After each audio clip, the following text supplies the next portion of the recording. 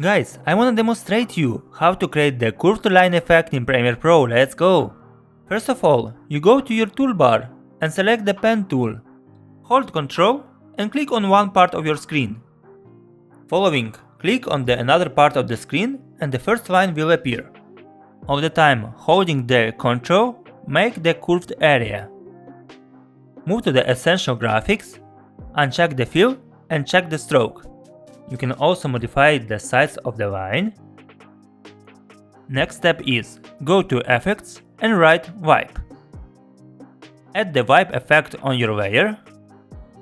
And here, you can also decide the duration of your animation. Perfect, everything is ready. Let's see the result. Help to grow this channel. Put your like and subscribe.